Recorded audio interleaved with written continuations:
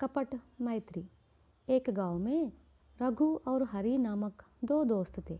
एक बार रघु को किसी काम से 4 दिनों के लिए गांव के बाहर जाना पड़ा, इसलिए वह अपनी दुधारू गाय को हरि के घर ले गया और बोला, हरि, मुझे 4 दिनों के लिए अपने एक रिश्तेदार के घर जाना पड़ रहा है।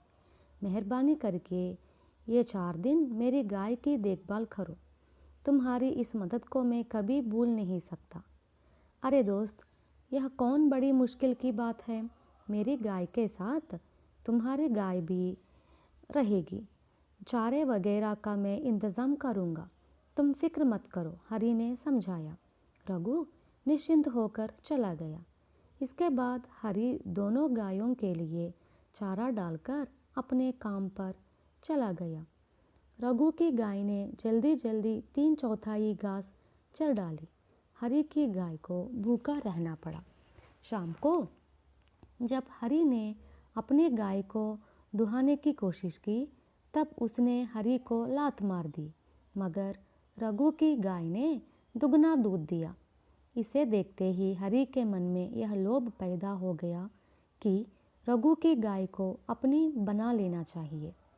उसी दिन रात को हरि रघु की गाय को 2 कोस की दूरी पर स्थित अपने एक रिश्तेदार के घर छोड़ आया।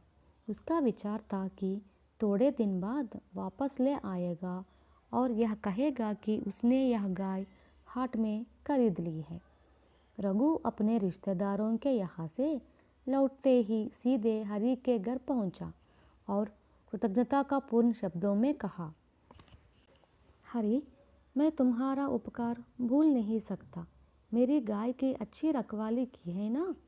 हरि ने चिंता प्रकट करते हुए कहा, क्या बताऊं रघु, मेरे मुंह से बात नहीं निकल रही है। तुम्हारी गाय परसों तक अच्छी ही थी। उसे मैंने चारा दिया, पानी पिलाया, दूध दुहने गया तो लात मारने लगी, लेकिन कल सुबह उठकर देखता हूँ तो गाय गायब है। रात के वक्त पगहा तोड़कर भाग गई होगी।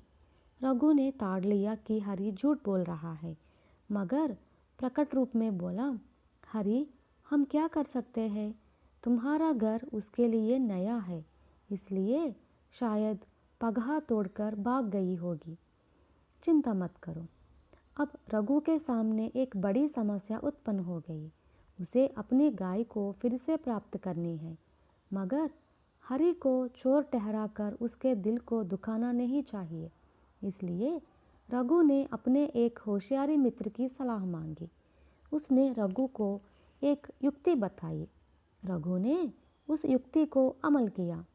इतवार के दिन की रात को 2 नकाबदारी व्यक्तियों ने हरि के घर पहुंचकर दस्तक दिया। वे लोग रघु के मित्र के द्वारा तैनात व्यक्ति थे। आधी रात को नकाबदारियों को देख हरि डर गया। तैयार है, जल्दी दे दो, हमें शीघ्र चले जाना है, नकाबदारियों ने हरि से कहा। हरि ने निश्चय किया कि वे लोग चोर हैं। अपनी सांस रोके हरि ने अपने धन की गठरी लाकर उन आगंतुकों के सामने रख दी। हम यह नहीं चाहते, गोबर की पेटी ले आओ, नकाबदारियों ने डांटकर कहा। गोबर की पेटी कैसी? हरि ने आश्चर्य में आकर पूछा। तुम नहीं जानते, रघु की गाय जो गोबर देती है, उसे एक पेटी में डालकर दिन भर रखोगे तो वह सोना बन जाता है।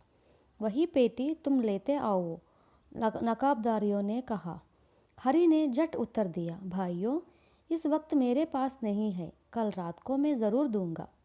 तुमने अगर धोखा दिया तो खबरदार, तुम्हारा काम तमाम कर बैठेंगे, समझे? यूँ चेतावनी दे नकाबदारी चले गए। हरि ने सोचा, जान बची लाखों पाए। फिर क्या था, उसने झट से किवाड़ बंद कर लिए। इसके बाद हरि घर से निकल पड़ा। सवेरे होने से पहले ही अपने रिश्तेदारों के घर जाकर रघु की गाय को हाँक ले आया, पिछवाड़े के एक कमरे में बंद कर दिया।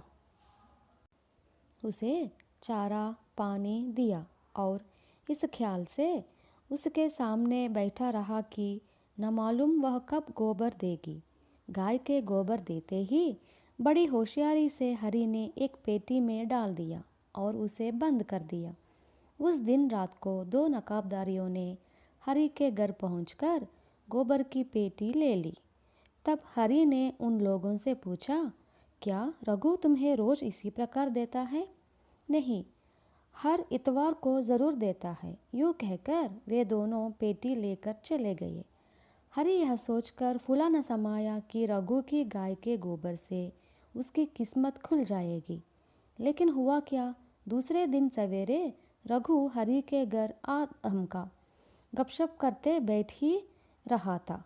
हरी का ख्याल था कि रघु के चले जाते ही गाय को चारा पानी देगा, मगर रघु के चले जाने के क्षण दिखाई नहीं दिए।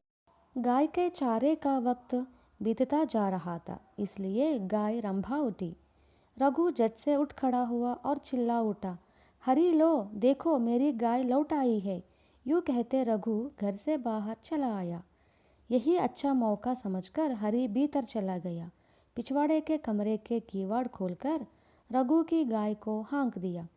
गाय को देखते ही रघु चिल्ला उठा, हरी यह मेरी ही गाय है। हरी मुस्कुराने का अभिनय करते बोला, सोने जैसी गाय लौट आई है, तुम बड़े ही भाग्यवान हो।